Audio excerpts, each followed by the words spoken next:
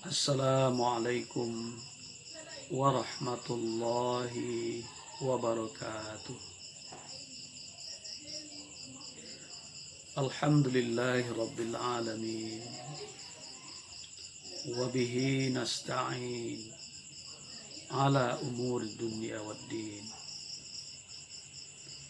Allahumma salli ala Muhammad wa ala alihi wa ashabihi ajma'in. A'udzu billahi minasy syaithanir rajim. Bismillahirrahmanirrahim. Lan tanalul birra hatta tunfiqu mimma tuhibbun. Wa ma tunfiqu min syai'in fa innallaha bihi alim. Kaum muslimin dan muslimat rahimakumullah. Di dalam kehidupan kita tidak jarang kita mendengarkan, atau mungkin kita pernah termasuk kelompok ini yang sering mengungkapkan keluhan-keluhan terhadap tidak sesuainya apa yang kita terima dari Allah dengan apa yang kita harapkan. Kita tidak merasa mendapatkan yang terbaik dari Allah. Rasa-rasanya kita berhak mendapat yang lebih dari apa yang kita dapatkan sekarang. Kaum muslimin rahimakumullah. Ada sebuah pelajaran penting yang disampaikan melalui perbuatan amal yang dilakukan oleh seorang sahabat bernama Abu Talha. Kisahnya terkait ini diceritakan oleh Anas bin Malik dalam sebuah hadis riwayat Bukhari dan Muslim. Menurut Anas bin Malik, Abu Talha ini adalah seorang sahabat yang sangat kaya. Malahan dikatakan wa kana Abu Talha aktsaral ansari bil madinati malan min nakhlin. Dia adalah seorang sahabat Ansar yang terkaya, khususnya karena dia memiliki kebun kurma. Dan dari sekian banyak kekayaannya itu, menurut Anas, wa kana ahabba amwalihi ilaihi bayruha. Ada satu kebun kurmanya yang sangat dia sayangi, sangat dia cintai. Itu yang lebih dia cintai daripada yang lain. Yang kebun kurmanya itu wa kanat mustaqbilatal masjid. Kebun kurma itu terletak di depan masjid. Dan yang lebih menakjubkan lagi, wa kana Rasulullah sallallahu alaihi wasallam yadkhuluha wa yashrabu min ma'in tayyibin fiha. Rasulullah sallallahu alaihi wasallam sering masuk ke kebun kurma itu, tentunya dengan seizin dari Abu Talha, dan beliau seringkali meminum air yang ada di kebun kurma itu, yang airnya memang bagus.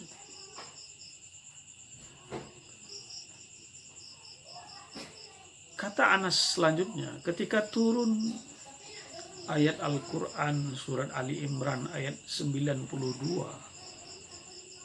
sebagaimana yang kita bacakan di awal tadi, lamma nuzilat hadhil ayah, ketika turun ayat ini, lan tanalul birra hatta tunfiqu mimma tuhibbun wa ma tunfiqu min syai'in fa innallaha bihi alim. ketika turun ayat ini,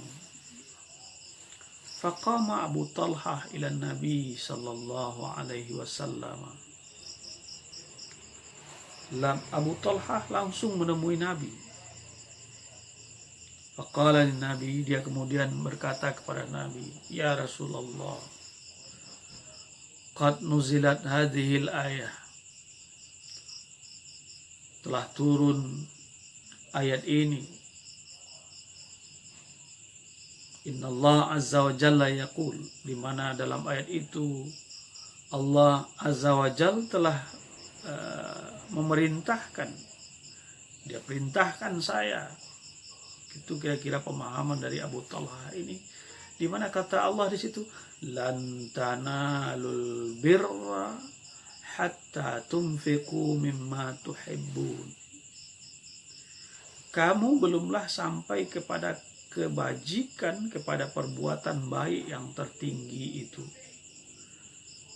Albir itu kan artinya kumpulan dari perbuatan-perbuatan baik.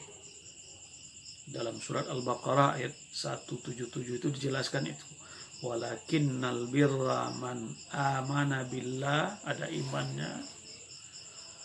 Kemudian wa atal mala ala hubbihi, ada memberinya di situ. Wa aqamas shalah, ada salatnya. Wa ataz zakah, ada pergaulan. Wal mufuna bi ahdihim idza ahadu. Was-sabirina bil ba'sa'i wad dharra'i wa hinal ba's. Jadi lengkap di situ kebajikan.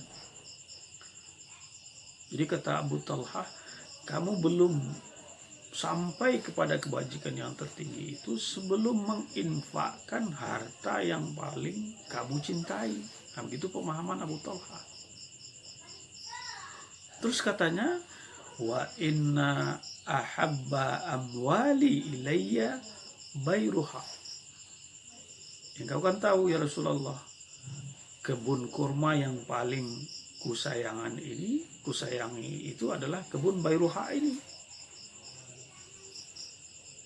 Karena itu sesuai dengan perintah tadi, wa innaha sadaqatun lillahi azza wa jalla. Karena itu kebun kurma ini mulai sekarang aku sedekahkan kepada Allah Subhanahu wa taala.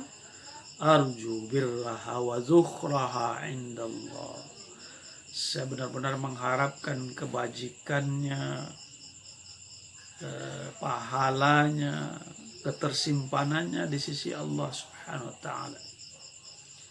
Wada'ha ya Rasulullah haitsu arakallah. Silakan ya Rasulullah, engkau terima, kemudian engkau bagikan menurutmu mana yang terbaik sesuai dengan ajaran Allah. Jadi dia sedekahkan langsung kebun terbaik yang paling dia cintai.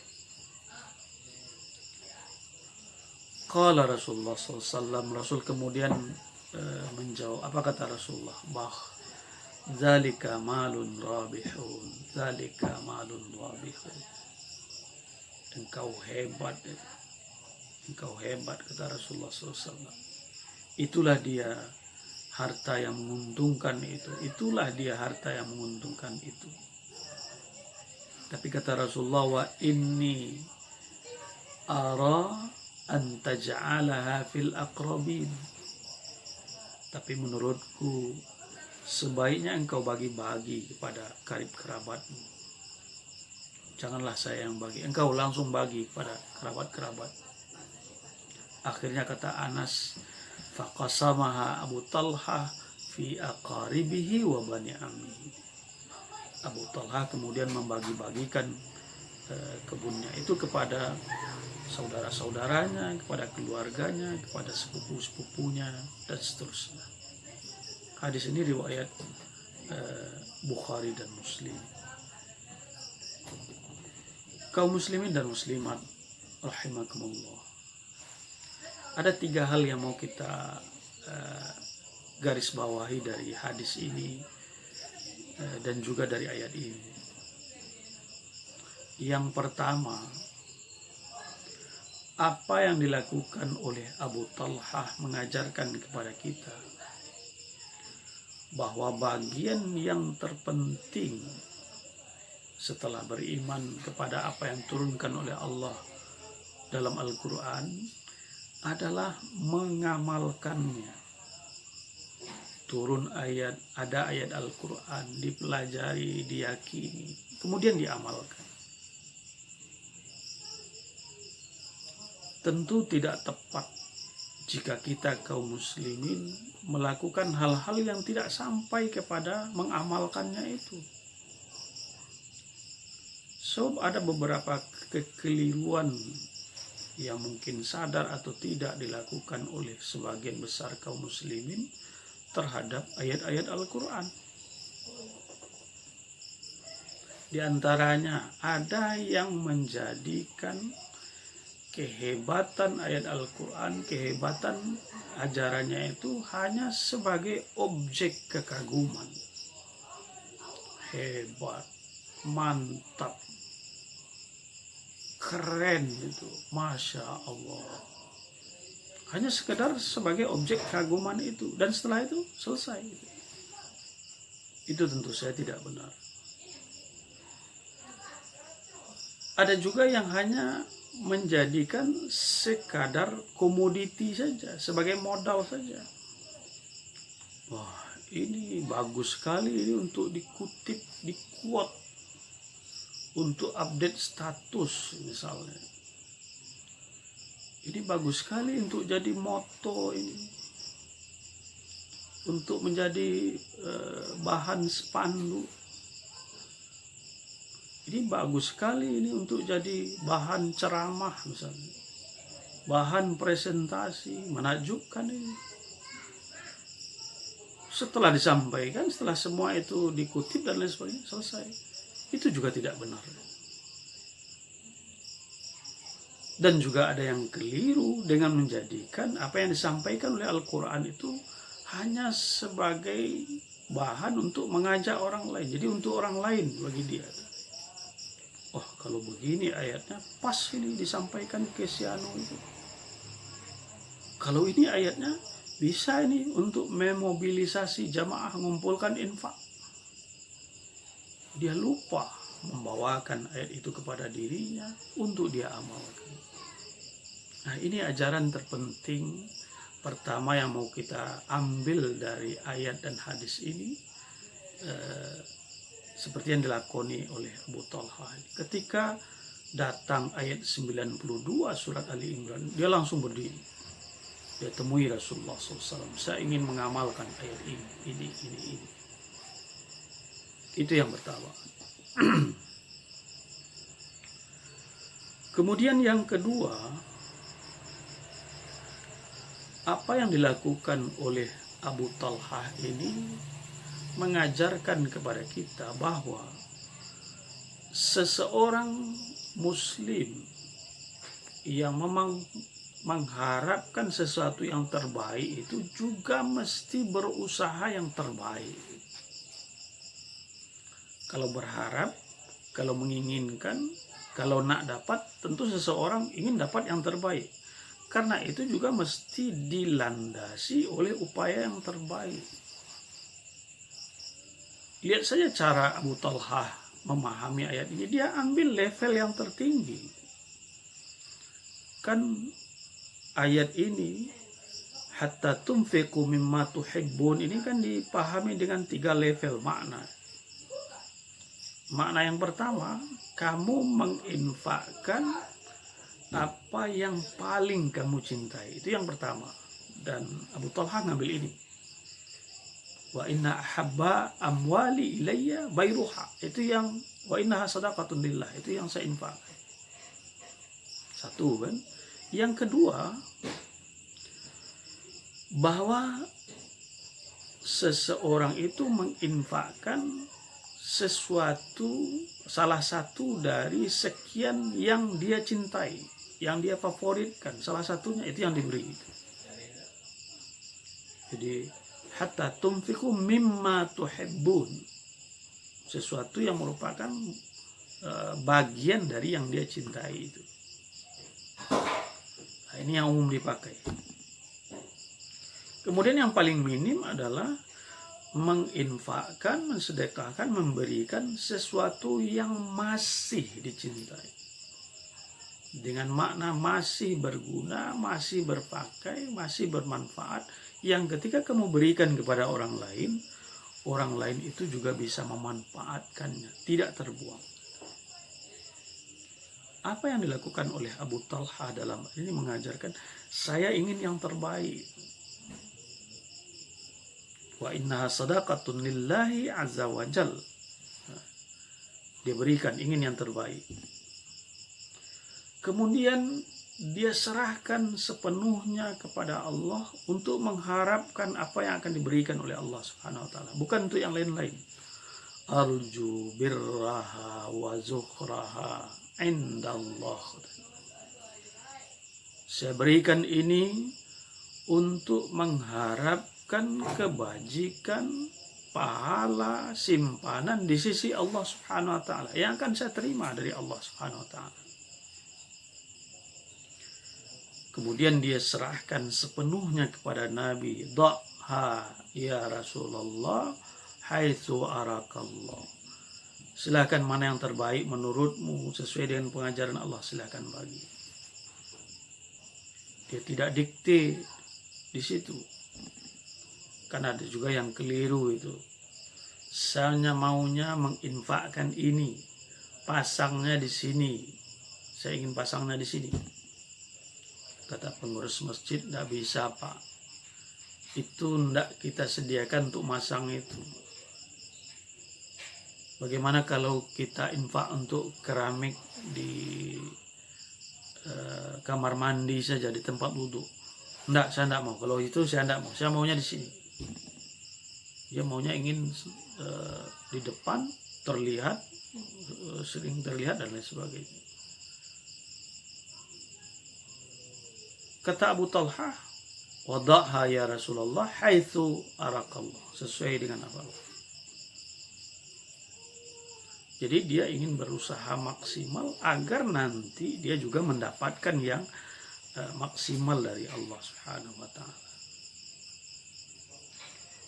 Kemudian pelajaran ketiga yang mau kita tekankan, kita ambil dari hadis dan ayat ini adalah bahwasanya ketika seseorang mengeluarkan bantuan, berinfak, bersedekah, sebagaimana yang diajarkan oleh Nabi dalam hadis ini, wa inni ara an taj'ala fil aqrabin.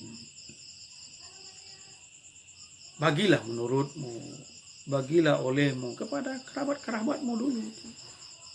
Banyak itu di sekelilingmu, orang-orang dekatmu, dusana-dusanamu, familimu yang berhak mendapatkannya, bagikan ke mereka. Ya, kalau memberi itu lihat mereka dulu. So, ketika kamu susah, minta bantunya kan kepada mereka juga. Masa ketika minta bantu kamu datang sama mereka, kemudian ketika memberi kasih yang jauh. Memang seringkali kalau memberi kepada orang-orang dekat itu nggak begitu keren kelihatannya, karena expose-nya nggak besar itu. Nah, itu tentu akan bermasalah lagi. Diperintahkannya, dianjurkannya untuk memberi kepada orang-orang dekat juga mengajarkan kepada kita bahwa sesungguhnya banyak itu kebaikan-kebaikan yang kita lakukan, yang kebaikan itu melingkari diri kita. Orang kan sering kadang-kadang bingung, saya mau melakukan apa ya? Apa kebaikan yang bisa lakukan? Sebenarnya banyak di sekelilingmu. Banyak objek-objek kebaikanmu di sekelilingmu. Nah, inilah yang diajarkan oleh hadis dan ayat ini yang ketiga yang mau kita kutip sekarang. Jadi itulah yang yang penting kita ambil dari hadis ini, tiga hal itu. Yang pertama tadi bahwasanya ayat Al-Quran itu untuk diamalkan. Kemudian yang kedua, lakukan yang terbaik yang mungkin bisa kita usahakan. Kemudian yang ketiga, kita diajarkan untuk melihat ke daerah terdekat dengan kita terlebih dahulu. Semoga kita mendapatkan hidayah dari apa yang disampaikan oleh Allah melalui ayat 92 surat Ali Imran ini dan hadis Anas bin Malik yang diriwayatkan oleh Bukhari dan Muslim ini. Billahi taufiq wal hidayah. Assalamualaikum warahmatullahi wabarakatuh.